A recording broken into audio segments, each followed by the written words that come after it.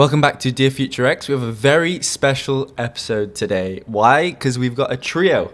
We've got a trio of the company Clear here today and a very special guest here. Ahana, would you like to introduce yourself to our viewers? Yes. Hello. My name's Ahana Banerjee. I'm the founder and CEO of Clear.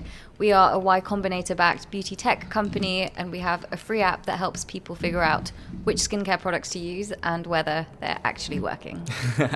Awesome. And let's go back to the start. I understand you went to Imperial. Would you like to go through the journey and stuff from there? You know, Yash, I think the story actually starts before Imperial. That. Yeah. And the reason I share this is because I think some of the things that happened in my childhood had quite a profound impact on where I've ended up. So to give you the backstory, I was raised in Cheshire for most of my upbringing. I lived there till I was 14 years old. And then at the age of 14, me and my family moved to New Delhi, India. Now, this was a huge move geographically, obviously, but also socioeconomically. When I lived in the UK, I went to a state school. And when I moved to Delhi, the school I went to was my first international school. And all of a sudden, my peers' parents, they were the ambassadors to their countries, CEOs of the world's biggest companies. Oh, wow. And so there was also a major socioeconomic difference in the life that I was experiencing. To put it frankly, I had never seen privilege like that before. Now, India is a country of big extremes. So on the one hand, I was seeing and experiencing privilege like I'd never seen before. I was also seeing poverty like I'd never seen it before. And there was an added layer for me being of Indian origin where I looked like people that were suffering. And I always wondered, what did I do to deserve this life and afford all these privileges? Why was I not born into this other way of life? And so I think from the age of 14, that gave me that profound realization that I'm very lucky. I've been given a lot of privileges. And not to say I'm the most privileged person in the world, but at that stage, to have access to an incredible education, to have a supportive family, to be in good health, all of these things were things that I'd been given. And I just was very aware of the fact that I had these privileges. And I think that instilled a really deep sense of responsibility that I have to give back. I have to use these unfair advantages. And for me, I felt the most unfair advantage I had was my education. I need to use that somehow to have some sort of positive impact with my career. And at that point, I thought it would be through science, because I felt that science underpins innovation. And innovation, by definition, you're solving problems for people. So I thought, all right, well, the king of all sciences, slightly controversial. I know we said not to talk about anything incriminating, but every physicist has a slight superiority complex. So I thought physics underpins all the sciences, and I thought that's what I should study. That's how I can, that's how, I'm glad that you said that. It was, you said it, not me. Like, even at medical school, it's like we have to learn about tube pressure and stuff like that. And it's like, oh, I came here to study medicine, not physics, but everything goes back to it. I think the only people that would argue with it are mathematicians who say that maths underpin physics. But anyway, at that point, I thought physics was a good decision. And at the age of 16, we moved to Singapore. I did my last 2 years of school there. But, you know, to study physics, especially at the kinds of universities I was applying to, I had to study hard. So all I really did was study for those last 2 years.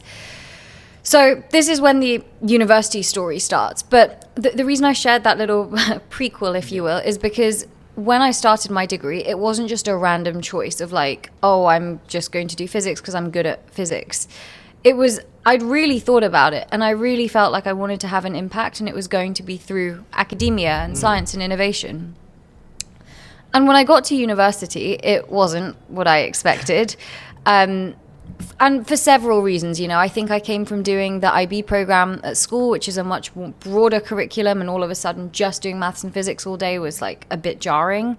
I didn't feel like I was using my whole skill set. And I'd viewed physics very theoretically and philosophically rather than practically. So I hadn't really thought about what does a career in academia actually look like. And I realized there's still politics, there's still grant writing, like it's not just science for the sake of science and innovation. And lastly, like I just didn't feel a sense of belonging either. When I saw the PhD students, the postdocs, the professors, I had so much respect for them, but I just couldn't see myself in them. And this caused a bit of an existential crisis in my first year, because I was like, I feel such a responsibility to make myself useful somehow. I don't know if I can do this or I want to do this. And so almost with a vengeance, I dedicated my early university years to figuring out, well, if it's not physics, what is it? And my way of going about that was just rampantly applying to any and every internship that was out there. And so, it was just through applying for as many opportunities as I could, I slowly started building up experience in different industries. And the first internship I did was in software engineering. The next one was in investment banking. I did a couple of things in consulting as well, and then eventually stumbled across entrepreneurship, and here I am today. It's a rabbit hole, isn't it? Yes, indeed. Yep. Yeah, I feel like it must be, when you say it's an existential type of question, it's like you studied all your life for like making a change, and then you've chosen physics, and you're in the degree studying physics, fully expecting to make the most of your degree, and then suddenly it's like, oh wait, I see, like, I can't actually see myself doing that. And it's like a massive question. Isn't it? It's like, what am I going to do next? Yeah, it was. And, I actually really struggled with this emotionally and psychologically, also because I think to a large extent, the peer group that I ended up with at university were all very, very academically driven. And I mean, so was I. I mean, Imperial is that.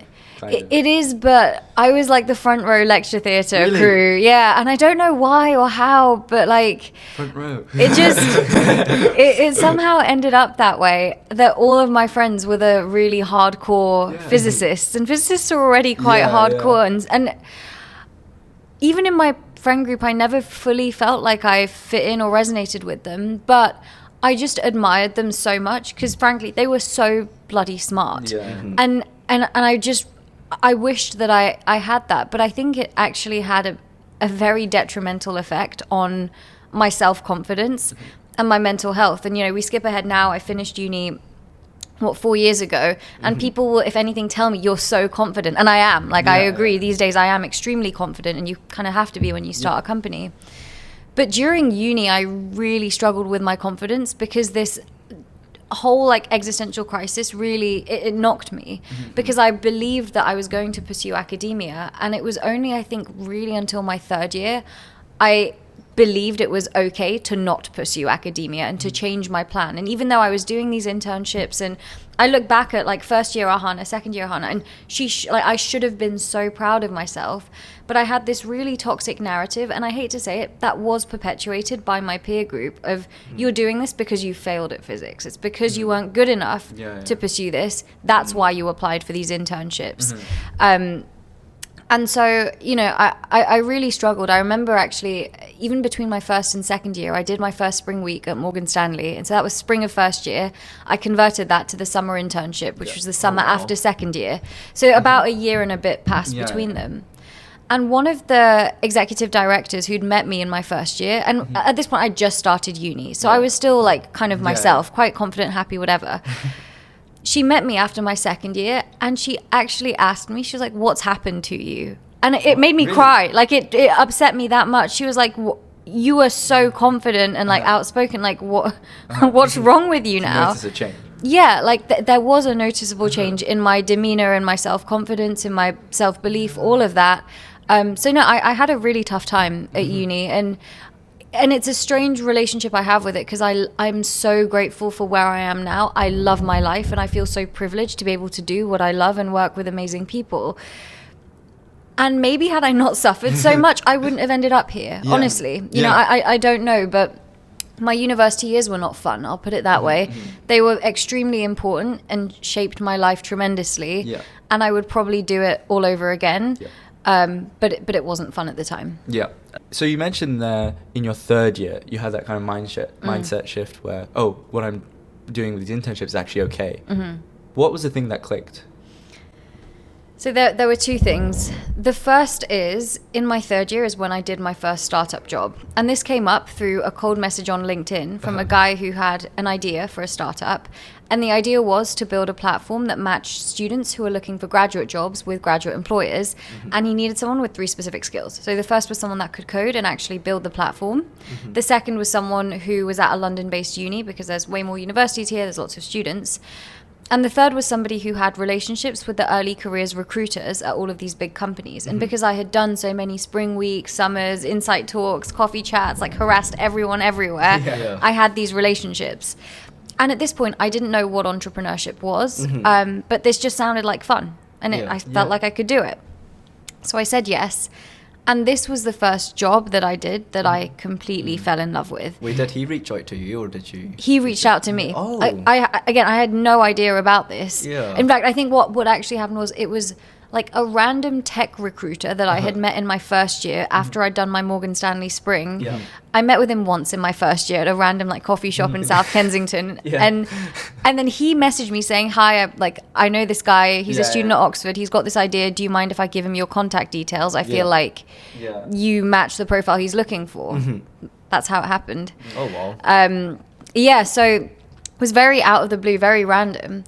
But this was the first job that I did that I fell in love with because on a purely selfish level, I was learning everything about everything. I loved that some days I was writing code and actually building the platform. I loved that some days I got to run events and get people to sign up. And other days I was going to these big firms and doing the strategy and the negotiation and the pitching. But coming back to that impact point and the whole underpinning of why I wanted to work and have a career in the first place, it was the first job that I did where I could so directly see how my skill set and my education was being used to help somebody else. And in that context, it was students like myself applying for internships. And, I think I glazed over it, but it was hard. It was, to get one internship, it was 100 applications. Yeah. So knowing that I had, and you guys are medics, like you have more job security than most. Yeah, that's the thing. It's such a privilege. I Like, never actually think about it how difficult it is. Sorry, I never actually think about it how difficult it is for like finance students and things to actually get a secure job. Well, not find any student that's not a medic, maths, basically. Engineering, physics. Oh yeah, it's an absolute minefield, and the job market is so bad. It was bad 5 years ago. It's even worse now. So it's rough out there. But at that stage, knowing that I was using my skills and my background to help somebody else in that same position was immensely rewarding. So that was the first side of it, that in my third year, I basically found my passion, and that was a turning point for me where I knew the way that I could have my impact. Suddenly it all clicked that I can do this. Yeah. This is how I can make myself useful. This plays to my strengths. The second side that's less nice to admit is about my peer group, who had reinforced this quite toxic narrative that, I was a failure basically for pursuing these options outside of academia. Third year came and they started to think about graduate jobs.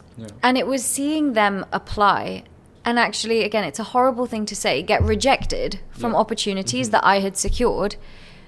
It made me just step back. I was like, but these people are so much better than me. I had really put them on a pedestal because they had higher grades than me.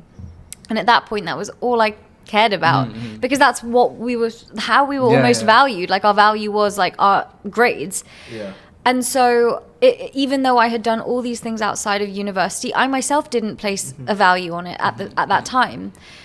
And it was so not only realizing, wow, my skill set actually is valuable and I can have an impact with it, but it was the double whammy of these people that I have idolized not able to achieve something that I did. Like my brain couldn't compute, how is this possible? Because they're better than me. And it was at that point I realized, like, not necessarily. They were certainly better at me at physics, that's true. They were better at exam taking than me for sure, better at maths than me, no doubt. But it was that whole like, but what does it actually matter? And I think the other realization was that to have an impact, especially in business, it's not just an IQ game. I do think you need some intelligence, but beyond a certain point, if you're smart enough, it's about everything else. It's about your vision. It's about your storytelling ability, how you communicate, your strategy, your execution, not just your ability to sit a maths exam. So I think it was like these two like simultaneous learnings that happened that actually made me realize I am worthy. My skill set is valuable. And that's what caused the complete mindset shift and gave me my confidence back, so to speak. It must have been like quite a massive mindset shift in terms of like these people are really high achievers.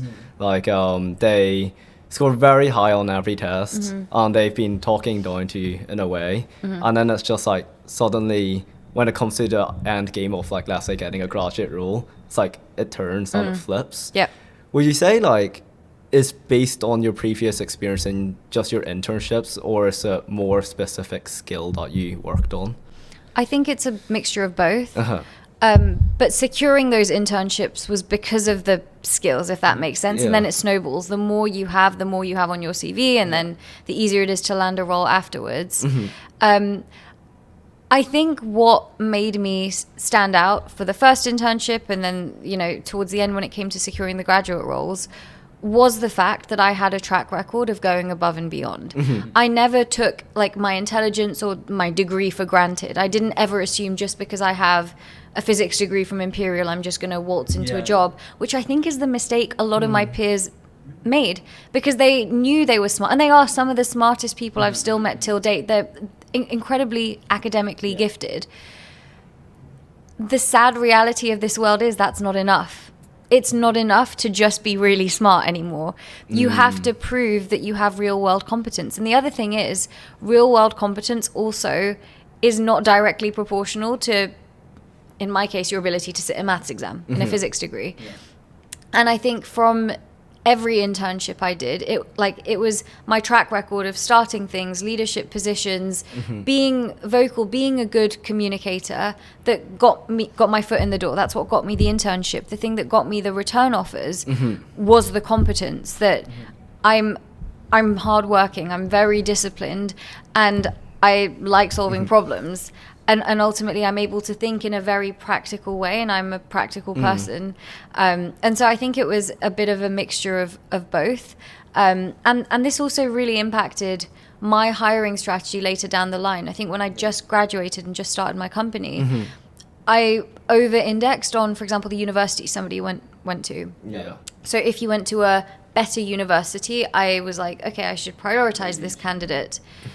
What I learned very quickly is that there is almost no correlation. Not to say, like, you can be from a top uni and you can be highly competent, of course, but it doesn't guarantee it. And simultaneously, being from a lower ranking uni does not mean incompetence. Sometimes it's the opposite. Like you said, So- the real world is different too. Exactly. It's very, very different. The skill set to succeed in a purely academic environment is different from a business and commercial environment. And it was that realization that, you know, I had about myself, but also about others, and realizing I had some of my own biases that I was projecting in the early days. And now, frankly, I could care less what university you've come from. I care much more about what you have done as a person. Exactly. Yeah. How would you define confidence? That's a great question, Reese. I think it's true self-belief and like inner peace. Inner peace. Yeah, Okay. like sleeping well at night. It's probably not the most articulate answer, but I think it's just almost having this like default winning attitude of like you by default assume you are equipped to tackle any challenge. And I think it's because, again, in my job doing this as a founder, my entire job is solving problems Yeah. in all different aspects. Like some are hiring related, some are firing related, some are raising capital, some are product, tech, every single area. But I know I have solved them and I've got through it. And so any problem that faces me, I just assume there are going to be problems, and I also assume I'm going to solve them. And so I think it's that like having enough self-belief that I can tackle anything. And then, the inner peace, I think, maybe links to more of like a moral and values standpoint about like, you know, some people might be very competent and like self-assured, but I think like true confidence comes from like being very comfortable in who you are and like some level of self-awareness as well. And I think I'm at the point now where I know what's truly important to me, what are my non-negotiables in life and in work, and what I can live without. And, you know, again, like what my why is for doing any of this. And because I have such mental clarity on that, I think that allows me to be confident these days. I think that's beautiful. Honestly, I'm so happy for you that you found that out. You mentioned tackling challenges. Now I want to go into one specific challenge. So we been through your university life, and then you've applied to YC. And just briefly go through like the process. What happened? Yeah, exactly what happened, but very briefly. Okay. It's not a brief story. It is, that's what I'm saying. That's what I'm saying. Like, So, okay, the truncated version is, in my 4th year is when I decided I would start my own company, because the first startup that I worked in was during my 3rd year. That's what gave me the confidence that, I can do this. The thing I lacked was capital. And the thing that I didn't do at that first company was raise capital. And so my 4th year is when COVID hit, and I had more free time, and I just thought, I'll do this as a learning experience. I'll still graduate, take my grad job, save up, whatever, start a bit later down the road. And so it was in the process of just like trying to learn about funding opportunities, I came across YC, and I ended up applying to it along with about 200 other funding opportunities. And I really didn't expect anything of it. And at the time, to be honest, I didn't know much about YC either. I don't think I knew what the letters VC stood for, let alone YC. Exactly. And in some ways, I think being so naive about it was a benefit, because I was just unafraid to apply and put myself forward. And so then, long story short, they ended up becoming the first investors in Clear when it was at the idea stage. But you know, it was a crazy process with that as well, where I initially applied with a different idea. They came back to me on the night of my interview saying that they liked me, but not the idea, and I had a week to come up with something better. That something better was Clear. And so I think through that whole YC process, what that taught me was just also how much they value, again, this track record of getting things done. And I think the reason that they invested in Clear, it couldn't have been for the idea. It was too early for them to know if it was going to succeed. You know, they don't have a big presence as investors in the beauty space. But it was what I proved to them I could deliver in 4 days. It sort of, you know, whets the appetite for, well, what can she do in 4 years? So yeah, I think it was an amazing opportunity, and again, without that initial investment, that was $125,000. I don't think I would be here talking to you today about my company. I don't think either of you would have had an internship at Clear if not for Y-Combinator. Because raising capital at that point as a 21-year-old with no connections was next to impossible. I couldn't even get a meeting with an investor through my cold LinkedIn DMs. And so I think having them believe in me and in my abilities to build a company was I mean, they're called an accelerator program. It didn't just accelerate my business, it accelerated my career completely. And it's what enabled me to build my company at this early stage of my career. I just think that the reason why I wanted you to just go over it briefly, because I want to go in depth into that 4-day period where you built over a $15 million company, which is just absurd to think about. And the reason why I want to go into it, because that's one of the things that inspired me to reach out to you in the first place. Because lots of people who are probably watching or listening have this idea in their head, but it's about execution. And they might think they might have a brilliant idea, but it takes them a year and they've still not done anything about it. But it took you 4 days. Do you mind going through the whole kind of that period, that week, when you received that information from YC, what you felt on each day and what you did on each day to really get things rolling? Yeah, absolutely. So I did something called time boxing. So as soon as I knew I had that interview, I went into my calendar and I time boxed everything that I needed to get done. So I said, from this time to this time, I'm brainstorming. From this time to this time, I'm going to conduct user interviews. From this time to this time, I'm going to build a landing page. This time to this time, I build a prototype. This time to this time, I figure out the revenue model. So I figured out what are all the steps I need to take. And a framework I used for that was from a textbook, which is called Disciplined Entrepreneurship. I think it's the one that they use in MIT in their entrepreneurship course. I pirated it for free. Sorry, I know I wasn't meant to say anything incriminating. I got the free PDF online and I followed that. So that's essentially a 24-step guide on how to build a company, but it runs you through a lot of the basics of like specking out who is your target customer, where do they consume media, like how do you influence them, what's the business model, like how big can the market for this be. So it takes you through a lot of the basics. So I basically like blocked time to go through the entire 24 steps of disciplined entrepreneurship in that period, and that involved these activities like brainstorming, conducting user interviews, etc. Did you block out all 24 steps? Yes. Oh, so I thought you meant hours in the day. No. But yes, yeah. Okay. All 24 steps. And that included like user interviews, prototyping. In the book, I don't think it's intended for a 4-day period, but I thought, why not? Push the limits. Yeah, let's give it a go. Let's see what I can do. And so the first step was the brainstorm, because I put all this whole plan in place. I didn't have a backup idea, to be very clear. Clear. Sorry. Pun intended. It took you a second there. Yeah. That happens so often though. Like, I'm sure it must happen in your meetings and things. It does happen. The funny thing for me is like, because when I talk about Clear my company, I capitalize the C. Yeah. Anytime I use the word clear now, I like capitalize the C, even if it's in the incorrect context. Sorry, you say I interrupted. So yeah, the first thing I did was brainstorm, and I kind of thought about 2 main criteria for coming up with ideas. The first was, what are problems that I understand, and I picked this as criteria number 1 because I think that from a motivation and passion perspective, it helps. But also from a competitive advantage standpoint, when you deeply understand a problem, you just have more knowledge about it. You know how to conduct a user interview. You've kind of been studying the space for however long it's been a problem for you. Yeah. Which links to my second criteria, which is, what is a solution that I can build better than somebody with my technical skill set? And to answer that, how many software engineers are also skincare enthusiasts? That was, part of the logic that I went through for picking Clear. And of course, I mean, for the first problem, I've had my skin issues that I think, we've spoken about personally before with cystic acne. And that had been a 10-year journey up till that point, where I'd spent every day of the last 10 years on these online Reddit threads, Facebook groups, just talking to people about my skin, seeing different doctors, different dermatologists, and going through that whole journey as a consumer and a patient. And so after brainstorming these ideas, I basically picked Clear.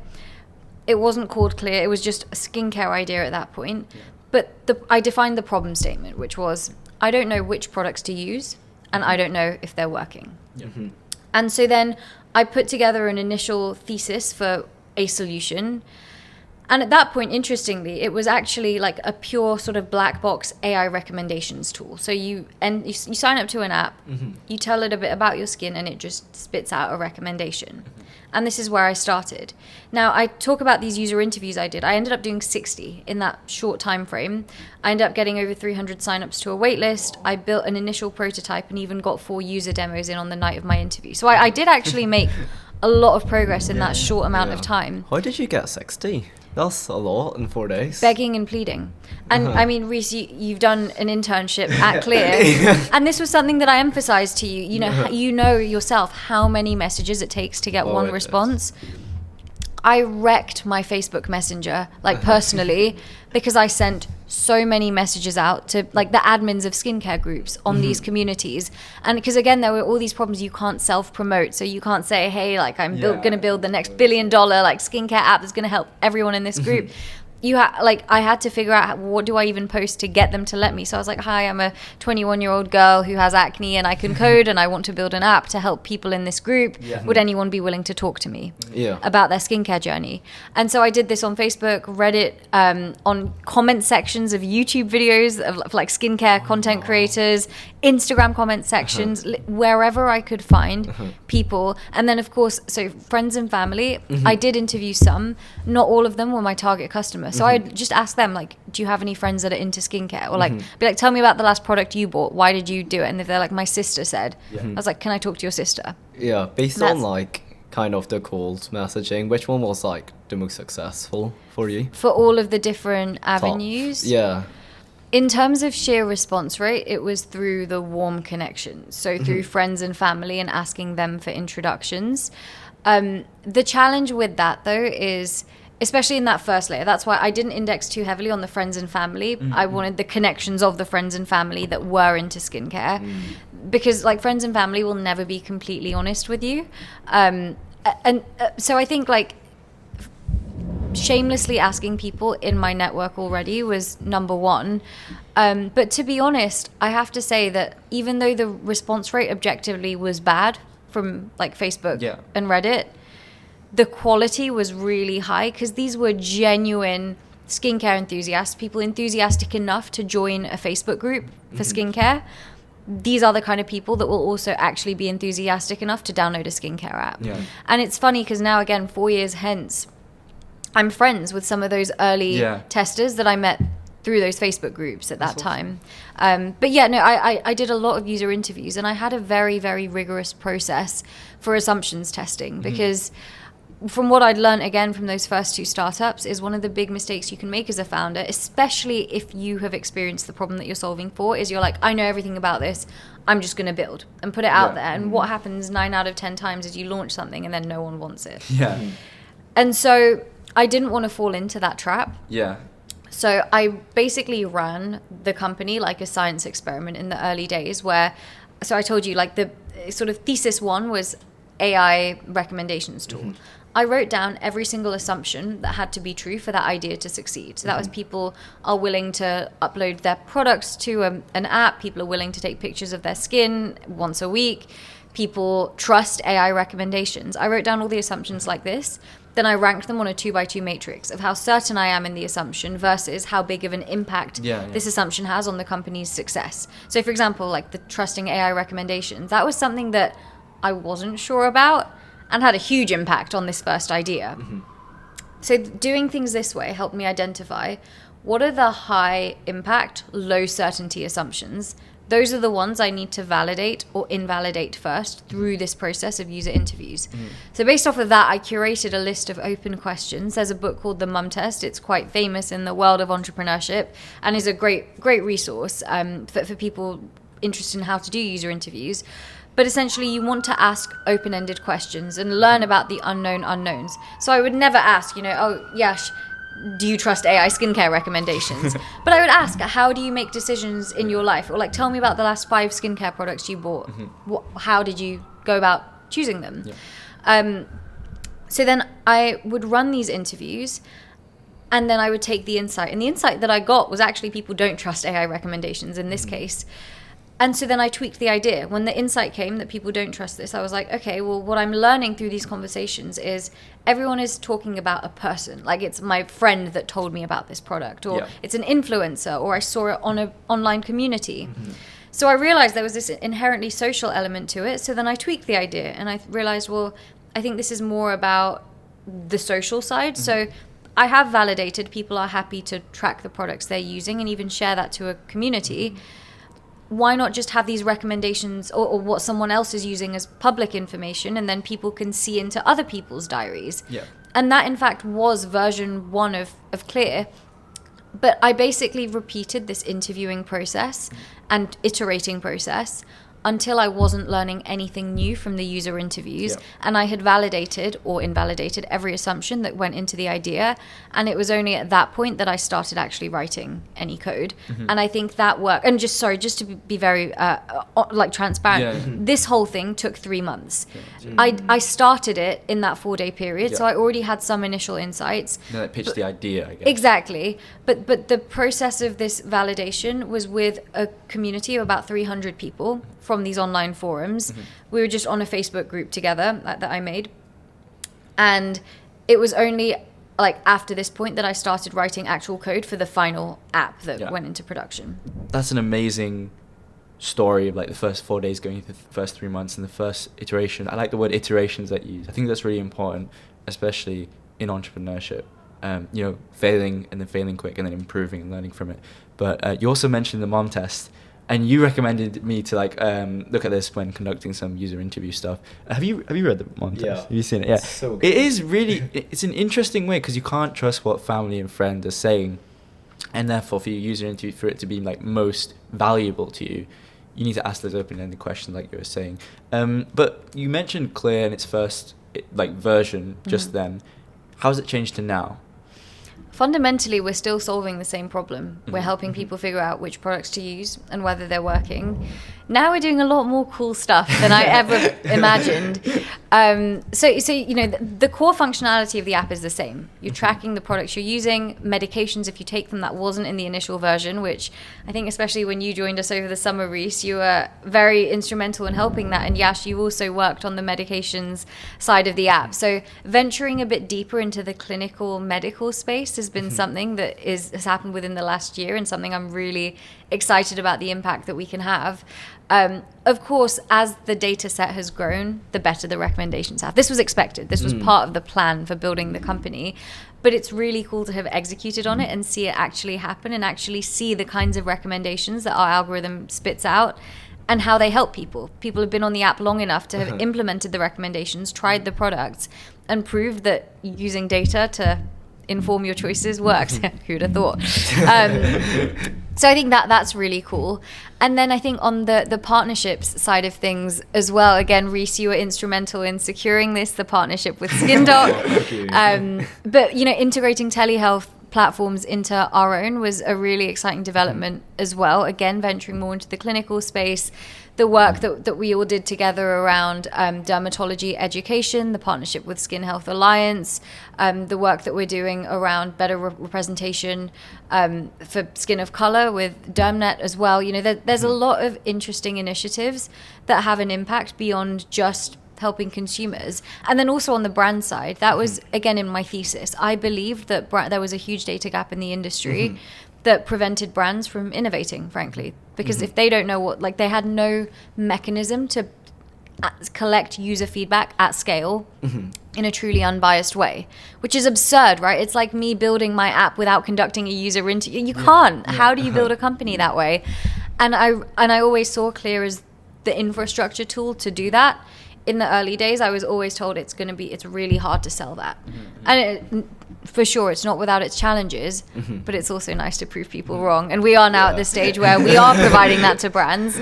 And so I do have my little I told you so moment as well. It's kind of like the physicist coming free of having a hypothesis, exactly. having a science experiment, getting citations. It is. And I think that's the thing, both myself and our CTO, we both have a physics background. And I think that approach to problem solving, that rigor and mindset is something that, again, for all the torture I went through on that physics degree, the ability to think like that and run a very logical, objective process has served us very, very well, and really helped guide a lot of the big decisions that we've made as a company. But yeah, it is like one big science experiment, except I get to choose who's on the team, and the people that don't do work aren't on the team anymore. So that's how it's different from a university project.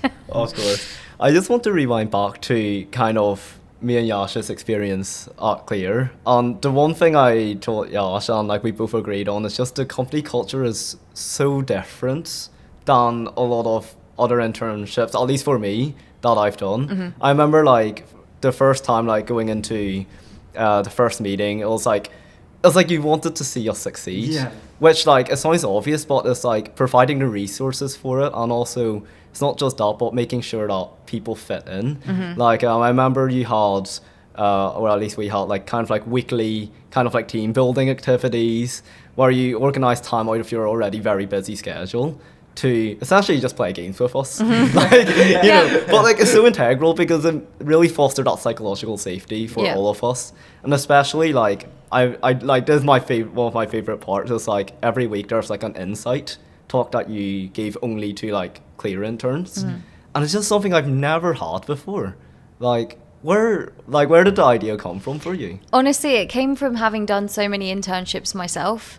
Some of them really bad, to put it frankly, especially given that I did a lot of internships in bigger companies. And the finance industry is somewhat known for its toxic work culture. And that was one of the things that bothered me, because I saw it was bad for productivity and it was bad for people.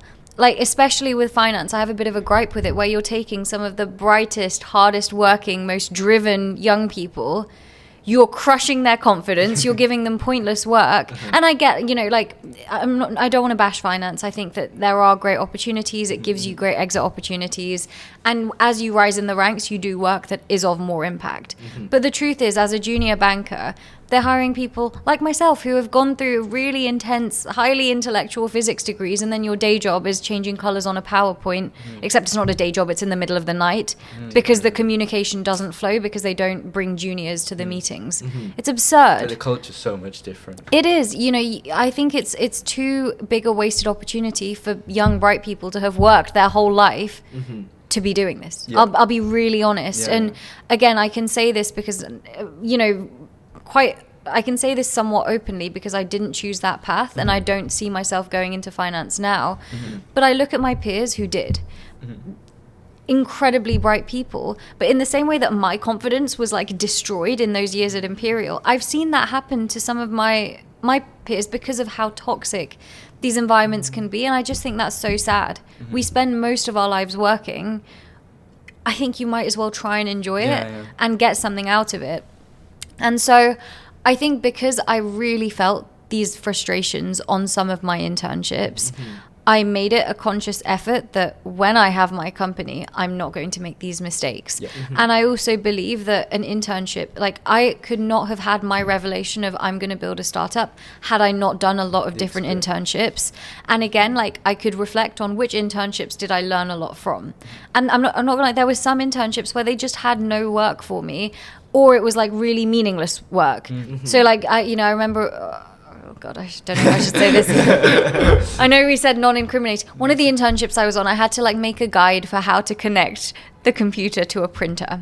Okay. Which, like, I'm not gonna lie, was not the most intellectually stimulating activity.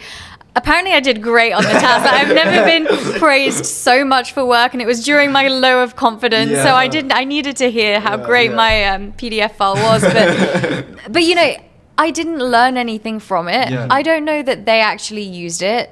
It was kind of a waste of my time. It was an even bigger waste of their time. There's just no point. I think the other thing is a lot of the sort of bad habits or these, I think malpractice is the wrong word, but like poor practices come from like just years of creating bad habits at these larger organizations, and it's much harder to undo a bad culture than it is to just create a good one from the start. So just being so cognizant of this, I wanted to make sure that the culture of our company is very, again, excuse the pun, clear when you join, that this is more than anything a place to learn. Because whether you are me, the CEO, the founder, whether you are a full-time employee or whether you are interning with us for a week, you have to learn something from the experience. Otherwise, I'd rather you don't do it. Because it takes my time and resources to plan, and you're taking time out of your schedule and your life to plan. You could be doing other things too.